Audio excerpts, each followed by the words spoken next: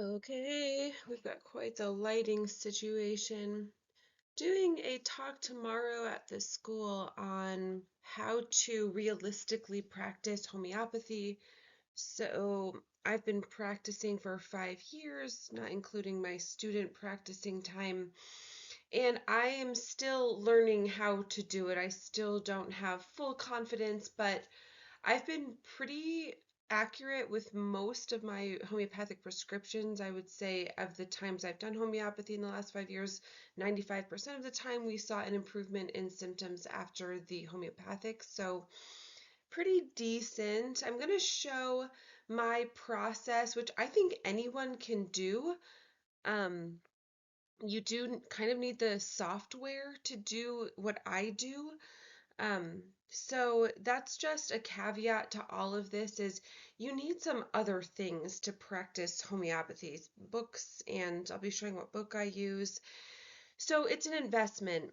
And so in my goal in this talk today is to encourage you to do homeopathy because it is an investment, but can have really fundamentally important results for your patients. So I think we should all be practicing it as naturopaths, but of course that's, different, that neither here nor there. So this is also an inspiration to practicing homeopathy. So there have been two great revelations in my life. The first was bebop, the second was homeopathy. So that's Dizzy Gillespie. And then Gandhi, homeopathy cures a greater percentage of cases than any other method of treatment. It's beyond a doubt safer, more economical, and just effective. I think there's another quote there where he just calls it most safe, most economical, most effective. So, it's a big undertaking. People are resistant to practicing homeopathy for different reasons. There's, I think, people lacking confidence in doing homeopathy because it seems so overwhelming. There's hundreds and hundreds of remedies, and it just seems hard, and it is. But of course, with anything, you get better at it with practice, of course. So it's not impossible. And I think you'll find a lot of homeopaths around town and the world. Everybody practices probably a little bit differently. Now, technically, there should be this minimum for every case, and everybody should be reaching that same minimum, but it doesn't happen that way sometimes. So, just kind of some interesting concepts out there to think about. Okay, so this is practicing homeopathy realistically. So, I wanted to start with how to explain yourself to potential patients, how to explain what homeopathy is. Remember, in our country, it's not widely known about. In other countries, yes.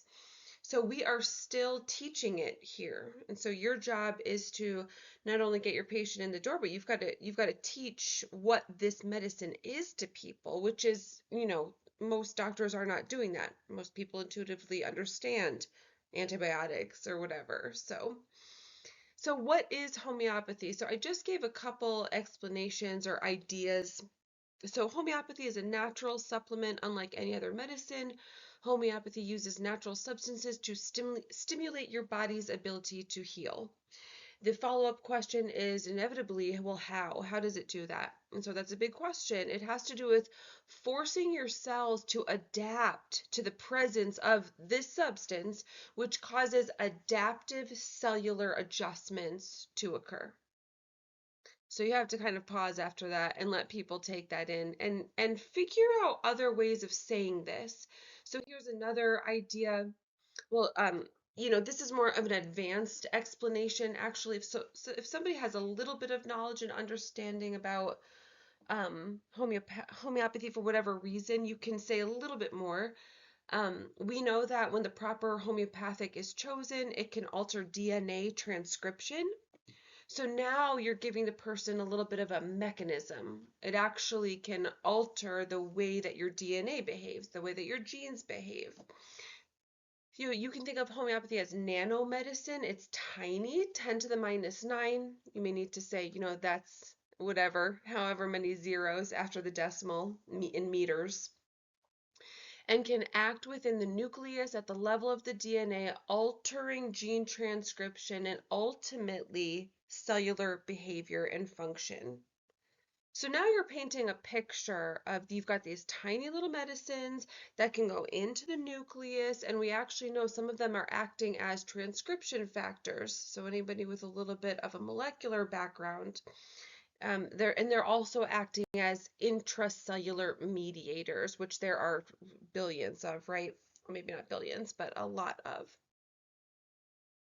Some other ideas for explanations: it awakens the vital force, it stimulates the vital force, it forces the body to adapt to something which awakens the vital force. I'm sure we can come up with a cool name like nanobioresonance medicine, because to me, as someone, I can kind of see people, I'm going to talk about this, I talk about it right here, we can see someone's shen, we can see kind of how vital they are, and we can see that homeopathics can adjust that. They can increase your vitality, and it's a visible change. You can see it in the eyes, in the skin, in their coloring. So NDs can see and feel this usually, because we've been trained in how to recognize the vital force. So in Chinese medicine, they call that the shen. An old school term is the countenance, right? So how you're presenting your face to the world. And then I always go down to the bag of oranges analogy. When you've got a bag of oranges, some get mold while others do not. So the one that got the mold had a weakened vital force, because the mold didn't change. The mold wanted to do the same thing to all of them, but the vital force in certain oranges was high enough that it killed off the mold, or did not let the mold infect it. So people, I think, intuitively understand that one when you're talking about explaining the presence of the vital force. So, oh right, hormesis. If you don't know, haven't heard the term, or basically, in my opinion, hormesis and homeopathy are almost synonyms. From the homeopathic perspective, we're talking about hormetic actions. Hormesis itself kind of speaks more to a lot of other things that can happen, but homeopathy is hormesis. So the definition of hormesis is the scientific observation that short, intermittent bursts of certain stressors, hormetic stressors, can actually trigger a cascade of cellular processes that enhance overall health, slow aging, make you more resilient to future for stress. That's hormesis. So we hear that, and that sounds like the same definition of homeopathy, right? So there's actually a scientific observation that explains all of this and is well known. So it's kind of funny or ironic that, the Western medical system does not recognize homeopathy as being effective, but you will hear discussion about hormesis in the scientific world. And anyway, I believe that whole conversation is changing. So that's hormesis. So it's hard to understand or explain homeopathy without understanding or explaining that this scientific physiological principle is possible. That these little tiny stimulants the cell goes, oh, we got to adjust to that. Oh, we got to adapt to that. And that's basically what's happening on a global scale in the body when you take a homeopathic.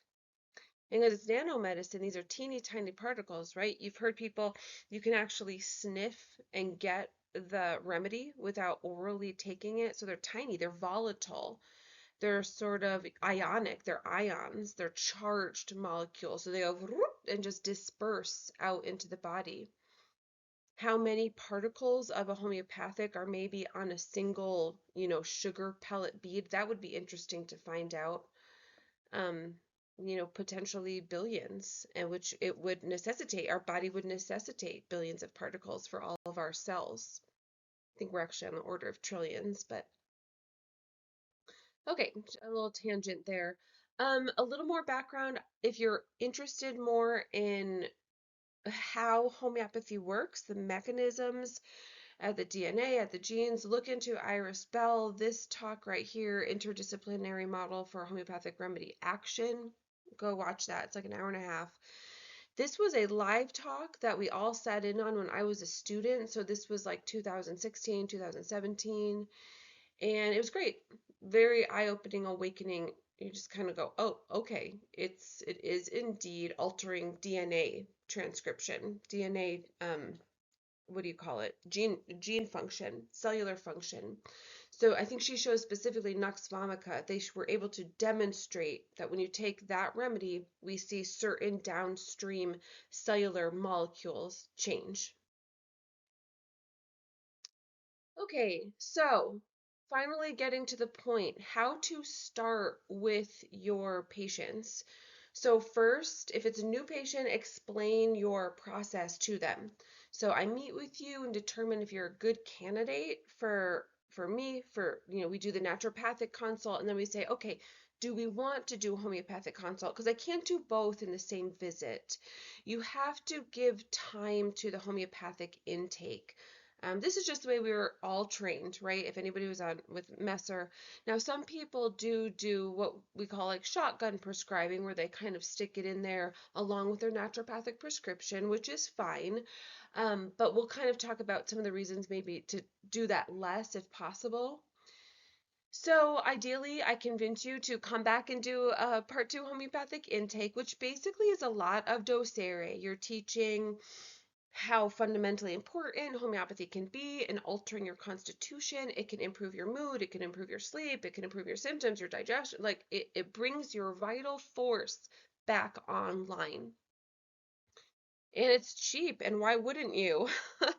And it makes you use less of your medications. So if somebody's using a lot of medications, this is a way to help reduce their need for medication. So such a win-win in all directions. So capturing the main thing of their symptom picture and all the details of that main thing. So if it's a headache, you want all the details of the headache, what times, the modalities, right? Better, worse, time of day, sensations of the headache, side of the body, specific locations, specific sensations. Have you ever seen the list of possible pain terms? Pounding, throbbing, lancing, pressing, stabbing, shooting, aching. Would I say throbbing? Pulsating is the way that throbbing comes up in the repertory. And yeah, that's the most important thing. And if we're going to talk about a little bit of the language of what's in the repertory. If it's a headache that comes on with a draft, there's maybe 40 remedies in that rubric. And we'll talk about repertorization language. If your remedy is not in those 40 remedies, then you're not looking at the right remedy. Find a very specific keynote characteristic symptom of their main thing, look at the remedies in that rubric, and it's got to be in there. You have to cover the details of the main thing. That's the most important thing. Focus your energy on that when you're taking a case. Less so focusing your energy on all these maybe general symptoms. Like, we'll talk about the difference between specifics and generals, but sometimes people get caught up and they hear a symptom that they think is a remedy and then they kind of go down that rabbit hole. Try to just stay focused on the symptom at hand and all the characteristic details of it. So once you have found the remedy that you want to use, you're going to make a list of and don't worry, I'll get there, make a list of their symptoms, especially the ones that you repertorized, and then record everything. Record what you repertorized. I like to record it in the software, or you can, whatever, take a picture of it, get that into your chart note. I typically start with 30C potencies unless it's acute, and I might do 200C. Sometimes I do 30. Sometimes it's just what I have, or what's available in the store. And then on the follow-up, you check all those symptoms, which ones are better, which one's worse, and then it makes it very clear if they are reacting to the remedy or not. So anybody who's watching this or seen this, this is of course, Dr. Messer, this is his process, my version of his. This, I think anyone who's been on his shift, we learned this way of doing it. So I think we are prescribing how Hahnemann would probably want to. We are seeking the similimum. We are seeking the best remedy to match their symptoms. Okay, um, what I do, oh, this is just kind of a diagram of your focus. So you've got your main thing symptom in the middle, the timing of it. What time of day is it better or worse? Your modalities. It's better when I put pressure on it. It's better when I'm out in the sun. It's better with heat. It's, you guys are learning these remedies now and you should be starting to hear the modalities.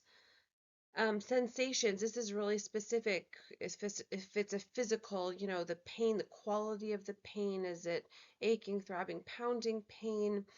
But also, something that's maybe not here, the more details of it, the color of things, color of stool, color of mucus. Um, and then, timing is not just time of day either. Timing is also when the um, sort of it gets worse when I'm doing this. So my urinary discomfort is worse, right after urination or whatever. So not necessarily time of day, but time of events that's playing out when you're experiencing that symptom.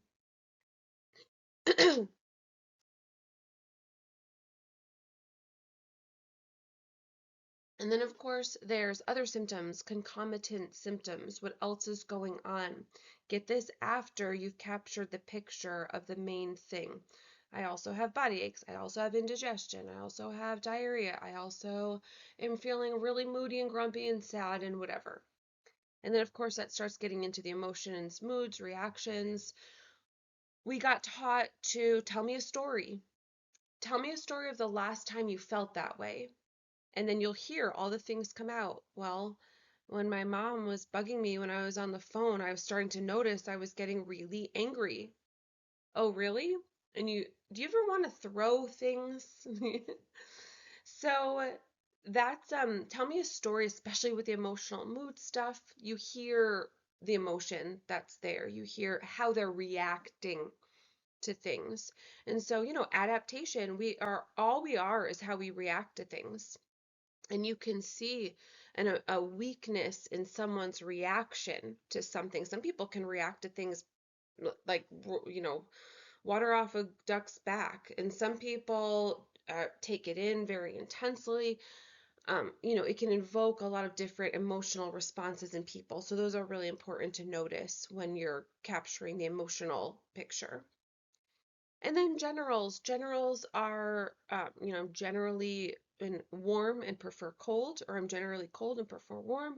I'm craving certain foods. I generally, what are other generals?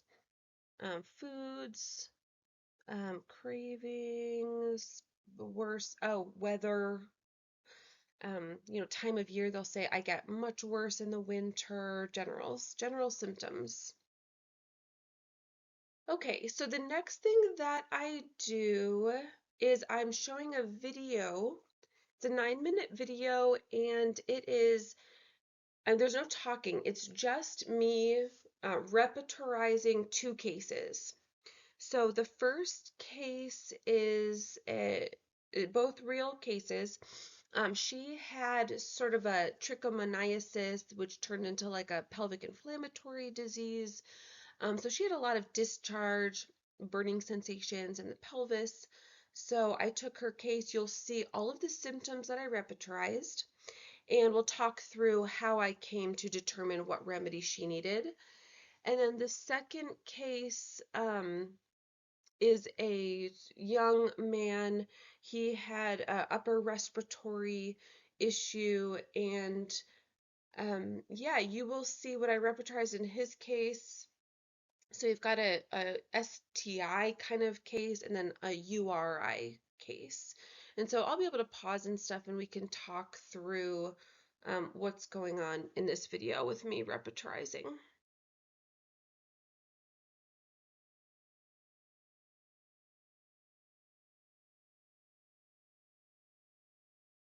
Okay, so I use Mac repertory software. There's different softwares out there, of course. Oh yeah, the last case I was working on was a vomiting case. Homeopathy is so good for vomiting. I give my cat Ipecac and Nux Vomica when he starts vomiting. Okay, here we go. So this is the pelvic inflammatory case. And so I'm in female genitalia category. And leukorrhea is, your white blood cell leuko and then discharge any rhea. So I grab the general rubric for leukorrhea because there's 140 remedies in that. Of course, her remedy is going to be in that rubric. There's a lot of remedies in there. So I get more specific. Copious. She had a lot of discharge. So I put copious in there. Of course, everybody knows what copious is, but sometimes there's language in here. People don't know this old school language. I get that. Okay, cream-like. She had a cream-like discharge, that one in there, only 9 remedies, and that sounded like a pretty solid symptom in her, like the quality of that symptom. So you can't always tell how, solid a symptom is. I call it a symptom you can hang your hat on. But for her, yeah, that cream-like discharge, I know her remedy is 99% in that rubric because I was so sure about that symptom, or she was so sure. It was also yellowish, so I'm just opening up that rubric to show all of the remedies that come up in the yellow discharge rubric, and there's about 70. And then we go on, I think something comes up next here.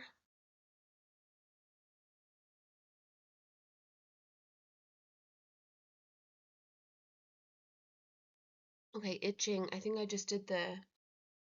Okay, she gets itching from the discharge. Could have also just done the general itching rubric, but I didn't. I had a solid symptom that I could work with there.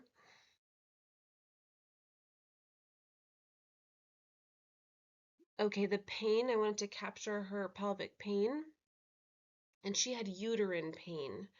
So she pointed right to it, like just very, I could hang my hat on that. Definitely uterine pain, not ovarian pain, not bone pain. And I could have gotten more specific with the uterine pain, but I didn't, you know. Some of these things I think I looked through and just none of them were that meaningful. They just didn't seem like her, so I didn't include them in my repertorization.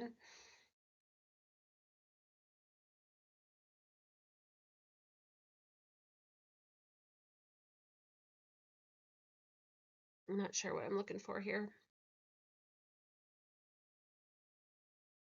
Oh, something ameliorates the pain. Right, right. But I think, oh, pressure ameliorates. Yeah, that was, I could tell that that was true for her. But because there were only 4 remedies in that rubric, I decided not to use it. I didn't, maybe I wasn't feeling that confident about the symptom, but sometimes when it's just there's too few remedies in a rubric, you don't want to alter your results too much. But anyway, I think I opened that 4 remedy rubric and her remedy was actually in there. So that was kind of a confirmation to me later on. So this is actually a sepia case, and we'll talk about why. Consolation aggravates. So if you know about sepia, she just didn't want people, it wasn't helpful for her.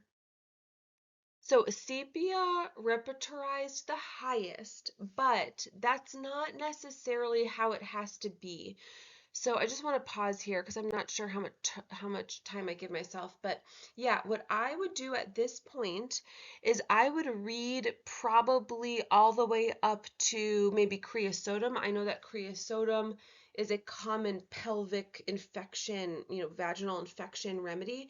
So I'd read the top 8 to 10 remedies, and I would read mostly the female genitalia symptoms, but I would also probably read the general symptoms and I would read the mood symptoms. And you can tell probably from my repertorization why this was a sepia case, indifferent to consolation. And then if you have the book, or if you have a homeopathy book, which I haven't talked about yet, so I use Franz Vermeulen Concordant Materia Medica. It's a big green book. I know that Kirsten just got it, so it's still available for purchase. I think it's 100, maybe 100-ish dollars. So I read those specific 8 to 10 remedies in that book and I match them up. I try to get as close as possible, make sure it covers that female genitalia the best, And then anything else is just kind of a bonus. She was a pretty, I didn't realize until after she took the remedy how much she needed sepia, but she was a pretty clear sepia case now that I'm learning and I'm going back and seeing. So after her first dose, yep, the discharge went away, the pain went away. She said, I can't believe it. So pretty cool. And after some time with her, she stopped taking the remedy. She started doing some other things. And she said, when I'm taking the remedy, the 30C, actually, I think we had gone up to the 200C with her. So she was really still doing good for a while. She said, every time I take it, I get a little bit of pelvic pain.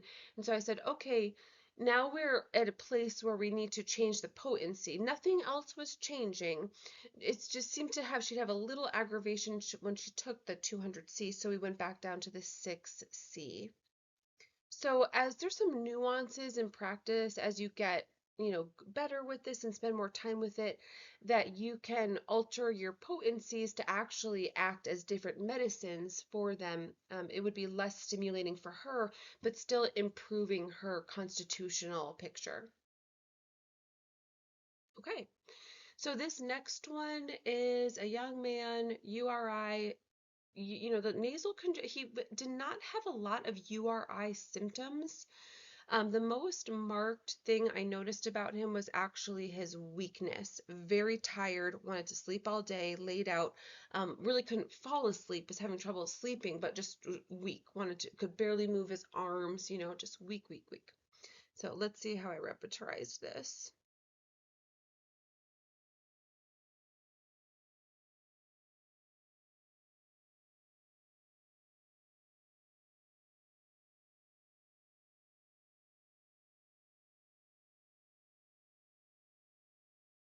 Okay, so catarrh, a little bit of discharge.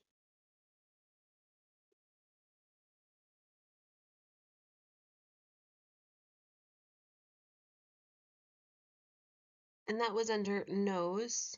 And then I went into generals again because the weakness was so profound. So luckily the word weakness is in generals. Um, Sometimes there's things like I don't think fatigue, or maybe fatigue is. There's something in there that I would expect to be in generals and it's not. Sometimes it's hard to find things. And believe me, I feel that pain still. If you can't find what you want to say. So it really just comes down to practicing this, and then, what I find is this becomes enough. The repertorization becomes enough to get you in the ballpark to go to read those remedies. So he was weepy, and that was unusual for him. He's not a crier, but he was weepy when he was sick.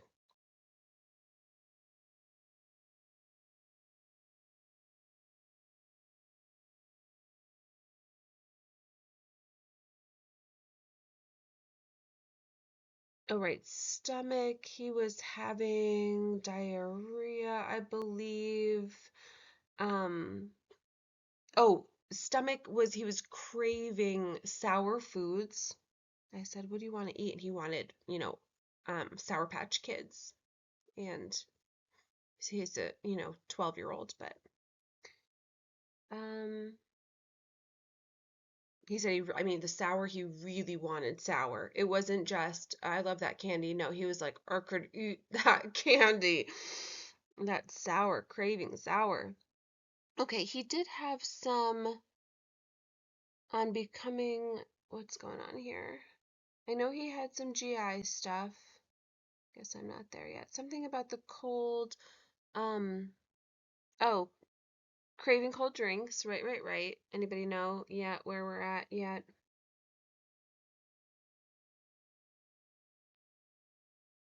And he really wanted ice. Ice cold. I want lots of ice cold water. Something about the heat. Oh, on becoming heated aggravates. I just want to pause here too. Um, the language of the repertory. All the words say here is heated becoming, 39 remedies. So what's missing there is the word, you know, aggravated by. So it's assumed that if it's in the repertory in that language, it means becoming heated aggravates. So sometimes we're missing certain words and it's just assumed in the repertory. If it's not there, it means that makes it worse. That's something they don't, you've just got to get used to. And I'm just opening up the rubric to show what remedies are in there. For me, in MacRep, it's just you hold down the space bar and it shows you all the remedies in that rubric.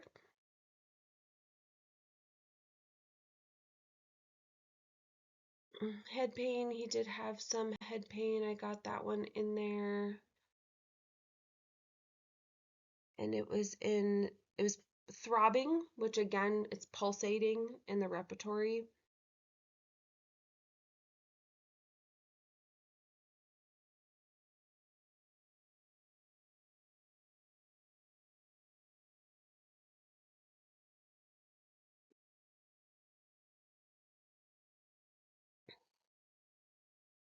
Oh, right. Generally worse in the morning. He was really bad right when he first wakes up. The symptom picture is all worse in the morning. And then for diarrhea, the language in the repertory is watery stools. And so I didn't get any more specific than that. Just included it. So now I've repertorized 9 different rubrics. And pulsatilla comes up first, and then sepia, and then phosphorus, calicarb. So I would read, all the way up until bryonia or ferrum or sulf. I would probably read that one too. Sulfur is a really powerful polycrest. Sulfur helps a lot of people. In his case, this was a phosphorus case. So I got out my book, read the remedies, and it was very clear. The weakness, the craving ice cold water. He was 75% better the next day, and he was back to school on Monday. And I think I took his case on a Thursday. It was a quick turnover. He was 100% in a couple days. So I think I also identified his constitutional remedy. I think his grandma now uses that, when he gets moody or whatever. That's his something that he can be useful for him in a lot of ways. So that is me repertorizing 2 cases in MacRep. What I'm not showing is going and reading those remedies and getting the closest match to their symptoms. The peculiarity in this case was his weakness. Not peculiarity, but the most marked symptom in my mind of his whole URI situation was how weak he was. So I had to make sure the remedy covered weakness. There are 300 plus remedies that cover weakness, but phosphorus is one of the main remedies for weakness. And there's a few polycrests that I can think of in that ballpark. So my advice, get some repertorizing software. I like MacRep. It's just what I got good at in school. There's other ones out there. Get a good book for reading remedies. So I use Franz Vermeulen, Concordant Materia Medica. I have an Allen book that's also just skin remedies, which I've learned a lot from, just in the details of what skin lesions get described as. So not, remedies aside, it's a very good book for the language of dermatology from like the 1800s. Very detailed descriptions of derm lesions. I'll have to show that. It's actually at the school. Creating a process. Have your process. So it doesn't have to be mine, but mine is part 1, naturopathic. Come back for part 2. Have them fill out the generals. Prescribe a remedy. Have your follow-up process. Also, this is a little thing. When I'm with a new patient, I like to sleep on things. Like if I take their case, I repertorize their symptoms, I give myself until the next day to tell them what remedy I would recommend. And I don't know why that is. It's just, I think I like a little bit of time to, in the back of my head, kind of think about things. Now, you may have extremely busy practices and your time and schedule doesn't offer that luxury. Mine does, though. I can think a little bit more about when I'm working with somebody, and who knows, that might change for me as I get better at this. I need less time in between prescriptions. Sometimes I know it right away. Sometimes I'm sitting down with somebody, they say enough of something, and I'm like, oh, okay. So in those times are getting more and more. So it's a lifelong journey. I say minimize shotgun prescribing. I think one of the things this can be harmful is if it's not the right one, you may be like, okay, no big deal. But a couple of things happen if the remedy isn't useful for them. One is that they have no respect for homeopathy anymore because they think it's nothing. And you haven't really given any like decent attention to that case. And that's just not, it's just not the best option. But I totally understand timing and budget and all of those things. If you're hearing some good keynotes and you feel good about it, okay. So if you're going to use combination formulas, my advice would be make your own combination formula. If you're going to use somebody else's, like here's this one for sinus pain and it's these 5 remedies, you might as well go into your repertory, get the top 5 that you can get as specific as you can to their case, and then take those 5 and make a combo for. You might as well get closer to their needs versus these pre-made ones, which we don't really we don't know exactly what they're doing. And I'm worried too about aggravating to the remedies that are in those combo formulas. So just a thought. What's my last slide? Oh, right. So finishing up with inspiration to teach, to practice homeopathy. Yeah, Freudian slip, teaching it. We are teaching it. If you're practicing it, you're teaching it. We knew a long time ago what homeopathy could do. Rid the body of symptoms, allow the free-flowing energy of the vital force so that we could be lifted to the highest potential of our being. This was from the Organon. I sort of adapted it to make it more make more sense.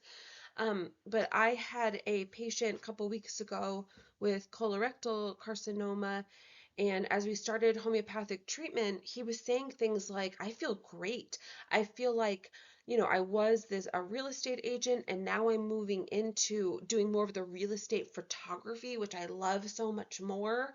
And so he was finding his higher potential in his life as we started this. And I don't want to take credit for it. This is all him and his vitality, but we really were able to get his vitality stronger and his life was looking overall better, including his work life.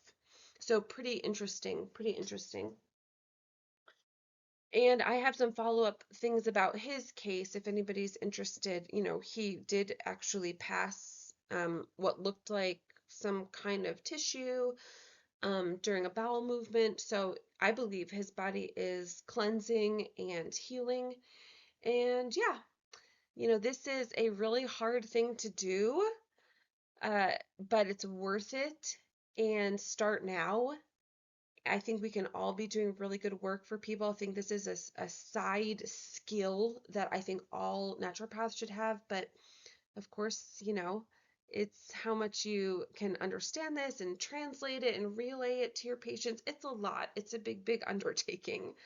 So also too, I'm new at this school, so I'm doing the Tempe community clinic at the medical center. So if you want to learn more of this with me, do that shift with me and just keep trying, keep practicing. So thanks for watching.